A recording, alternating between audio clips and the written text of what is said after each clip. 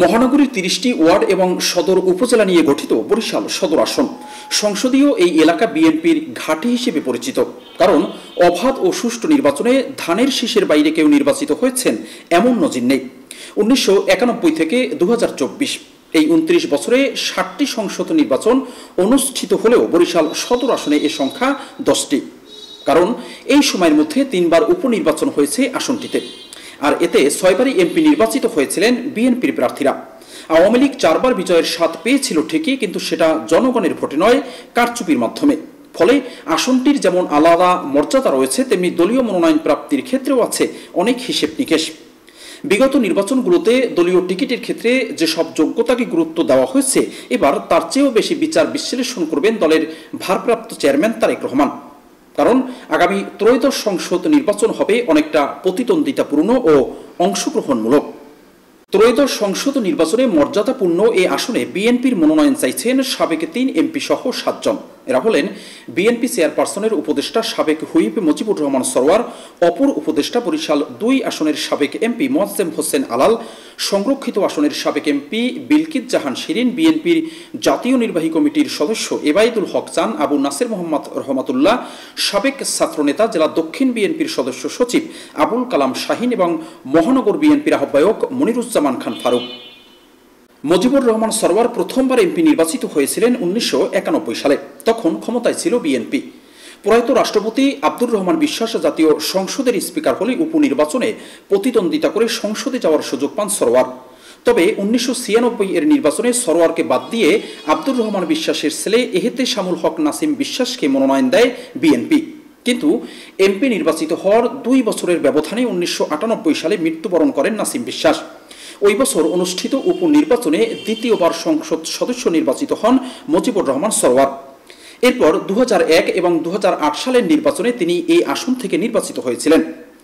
২০১৪ সালে অনুষ্ঠিত ১০ম জাতীয় সংসদ নির্বাচনে বিএনপি অংশগ্রহণ করেনি। ফলে একতরফা নির্বাচনে প্রথমবারের মতো আসনটি পুনরুদ্ধার করে আওয়ামী লীগ। বিনা ভোটে এমপি নির্বাচিত হয়েছিলেন তৎকালীন মহানগর আওয়ামী লীগের সভাপতি শওকত হোসেন হিরণ। ২০১৮ সালের একাদশ জাতীয় সংসদ নির্বাচনে অংশ নেয় বিএনপি। ওই নির্বাচনে মুজিবুর রহমান সরওয়ার ধানের শীর্ষ প্রতীকে নির্বাচন করে নৌকার প্রার্থী জাহিদ ফারুক শামীমের কাছে হেরে যান, যদিও এ নির্বাচন ছিল প্রশ্নবিদ্ধ। মোয়াজ্জেম হোসেন আলাল প্রথমবার এমপি নির্বাচিত হয়েছিলেন ২০০১ সালে অনুষ্ঠিত ৮ম জাতীয় সংসদ নির্বাচনে। তৎকালীন উজিরপুর বাবুগঞ্জ উপজেলা নিয়ে গঠিত বরিশাল ২ আসনে দলীয় টিকিট পেয়ে তিনি সংসদ সদস্য নির্বাচিত হয়েছিলেন। ওই সময় তিনি ছিলেন যুবদলের কেন্দ্রীয় নির্বাহী কমিটির সাধারণ সম্পাদক। এই নির্বাচনে তার নিকটতম প্রতিদ্বন্দ্বী ছিলেন সাবেক জাতীয় পার্টির নেতা গোলাম ফারুক অভি। আলালের কাছে পরাজয়ের পর মডেল কন্যা তিন্নি হত্যা মামলার আসামি হয়ে দেশ ছাড়েন অভি। বর্তমানে তিনি কানাডায় অবস্থান করছেন। ২০০৮ সালের ৯ম জাতীয় সংসদ নির্বাচনে মোয়াজ্জেম হোসেন আলালকে ঢাকা ১৩ আসনে মনোনয়ন দেয় বিএনপি। এরপর থেকে তিনি ঢাকামুখী হলেও ৫ই অগস্ট গণ অভ্যুত্থানের পর নিজ এলাকা বরিশালে আসা যাওয়া শুরু করেন।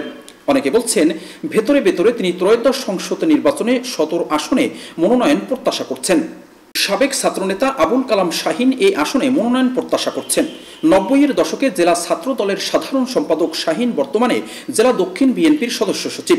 এর আগে তিনি একই সংগঠনের সাধারণ সম্পাদক ছিলেন। ওই কমিটির সভাপতি ছিলেন বিএনপি চেয়ারপারসনের উপদেষ্টা মুজিবুর রহমান সরওয়ার। আগামী নির্বাচনে মনোনয়ন লাভের আশায় তিনি মাঠে কাজ করছেন, চালিয়ে যাচ্ছেন বিভিন্ন ধরনের প্রচার প্রচারণা। মনোনয়ন প্রত্যাশীদের তালিকায় আছেন জাতীয় নির্বাহী কমিটির সদস্য আবু নাসির মোহাম্মদ রহমাতুল্লাহ।